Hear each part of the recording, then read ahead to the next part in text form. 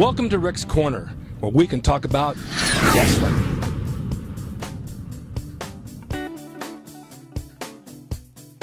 Hi, and welcome to Rick's Corner. Today I'd like to talk about having a professional wrestling license, just like you see my license on the backdrop here.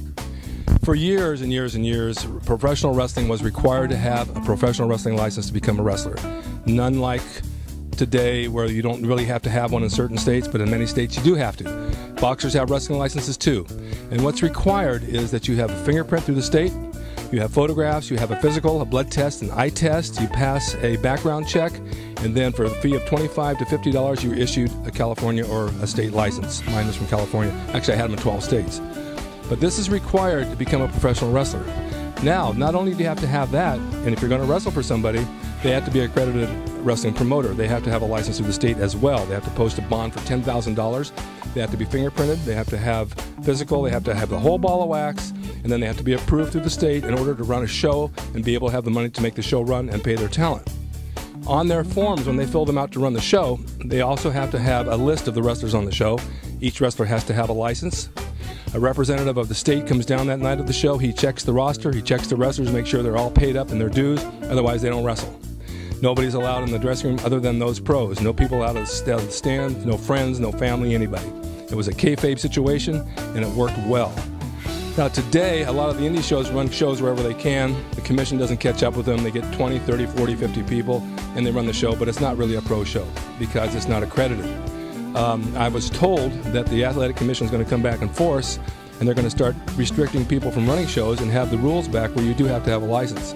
The good thing about this is it weeds out those people who aren't qualified, and there's many who aren't.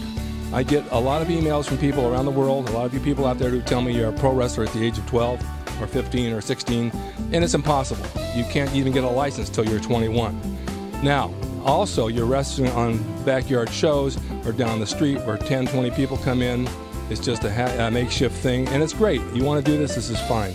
This is how you train. This is how you begin to get your groundwork. But you're still not a pro.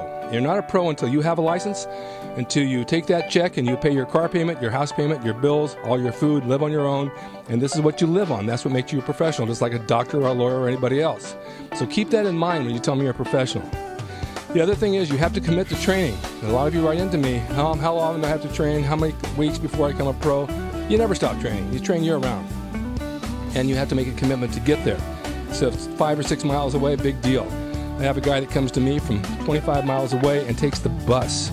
It takes him 3 hours to get here, and he takes 3 hours to get home. He's here every class on time, and he never misses. He's committed. No matter what it takes, he's here. And taking a bus in LA ain't the easiest thing. So I just wanted to let you guys know this is what's taken to become a pro. Now, some of these pictures up here are from back in the day when I wrestled, when I had hair sometimes, also when I didn't.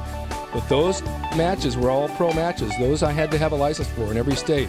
And I got paid, and that's how I made my living. And I lived on the road, and I kept a home here.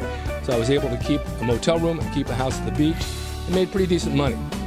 So when you write in and ask me these questions, just remember what I'm telling you about becoming a pro and what the commission did and how it happened. The reason there was no commission here in LA anymore is that Vince McMahon declared it entertainment and took the sports out of it, and it's entertainment. So the commission came down, now would want to collect entertainment tax. So one way or another, they're going to get to you. But now they're going to try to bring it back to the Athletic Commission again, and it may go into effect, it may not. Who knows? We'll see when time takes place. But in the meantime, stay tuned to Rick's Corner and watch for the next episodes of things that we talk about, because we're going to talk about wrestling. Stay tuned to Rick's Corner.